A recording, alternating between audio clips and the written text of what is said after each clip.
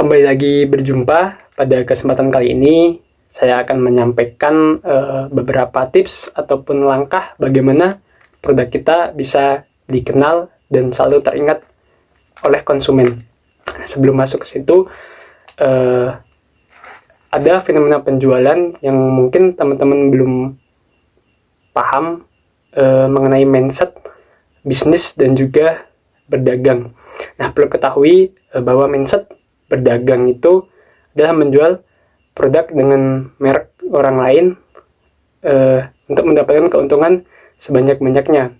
Sedangkan mindset bisnis adalah menjual produk dengan merek sendiri secara sustainable. Nah, bagaimana sih ciri produk yang sustainable? Itu adalah produk yang mengalami repeat order secara berterusan atau continue. Nah, kemudian selanjutnya ada fenomena mengenai pasar online. Nah, kebanyakan dari teman-teman ini melakukan penjualan di marketplace online. Salah satunya adalah TikTok Shop.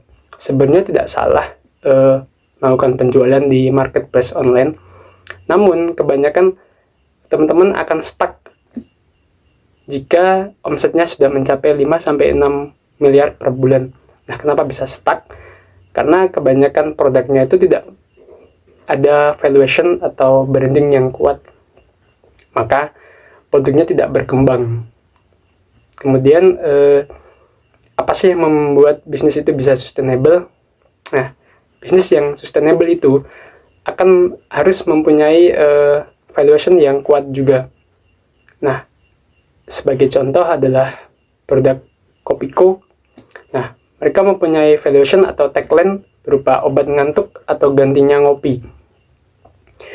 Valuation tersebut merupakan representatif dari kebiasaan orang-orang untuk ngopi. Nah, karena dinilai ngopi itu ribet, maka Kopiko menciptakan produk berupa permen yang bisa dibawa kemana saja dan bisa dinikmati kapan saja sebagai gantinya ngopi. Nah, sebenarnya valuation tersebut fokus pada kebiasaan, bukan pada produknya. Jadi produknya bisa berupa cake, bisa berupa permen, bisa berupa minuman ready to drink, namun esensinya adalah sebagai pengganti ngopi. Nah, perlu diketahui juga bahwa kopi dan juga ngopi itu adalah sesuatu hal yang berbeda. Bahwa ngopi itu adalah kebiasaan, sedangkan kopi itu adalah produknya. Kemudian yang harus kita lakukan itu, apakah kita membuat produk dulu atau kita mempunyai market dulu. Nah, sebetulnya hal ini yang sering dibingungkan atau dipermasalahkan oleh teman-teman semua. Nah, untuk menjawab hal tersebut, maka perlu diketahui bahwa yang paling penting itu adalah kita membuat valuation atau kita membuat marketnya terlebih dahulu. Marketnya siapa, baru kita membuat produknya. Nah, kesalahan yang sering dilakukan oleh teman-teman itu hanya berfokus pada saing atau bagaimana pasar dari produk tersebut, bukan pada benefit atau keuntungan manfaat dari produk tersebut. Nah, maka dari itu harus dilakukan terobosan untuk membuat benefit dari produk tersebut, baru memikirkan bagaimana untuk pemasaran produk tersebut. Nah, kembali ke poin yang akan kita bahas, yaitu mengenai langkah bagaimana produk kita bisa dikenal dan juga selalu diingat oleh konsumen. Nah, perlu diketahui bahwa ada 4 hal atau 4 langkah yang bisa kita lakukan. Nah, ketika kita membeli produk, kita akan membeli produk itu, kita dapat apa? Kemudian produk itu setelah kita beli, kita menjadi siapa? Kemudian produk itu memiliki benefit apa? Kemudian setelah beli produk itu, kita akan masuk kelompok apa? Nah, apapun produknya, bisa kita lakukan hal yang sama dengan langkah tersebut. Sebagai contoh, kita membeli motor, kemudian kita mendapatkan motor roda 2. Nah, manfaatnya apa sih? Nah, manfaat dari motor tersebut salah satunya adalah traffic. Nah, kalau dijabarkan, traffic itu sangat luas. Nah, salah satunya adalah traveling. Nah, setelah kita bisa traveling, kita traveling pakai motor apa?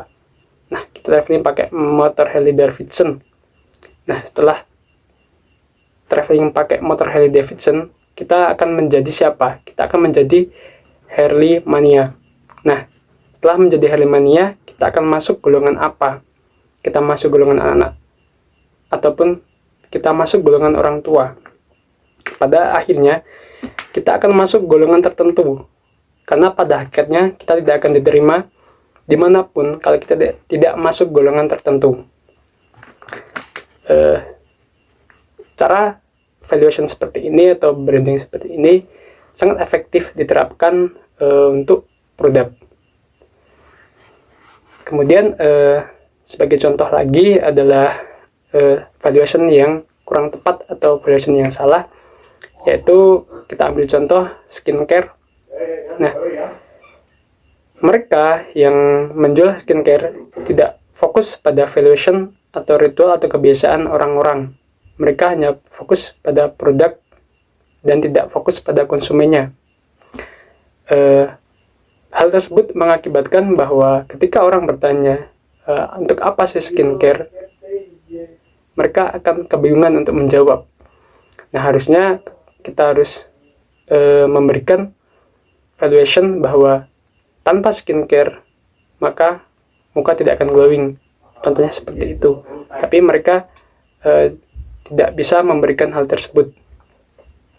Nah, sebagai kata kuncinya, kita harus memikirkan consumer centric atau kebiasaannya, bukan hanya memikirkan produk centric atau produknya. Nah, sekian yang bisa kami sampaikan. Terima kasih.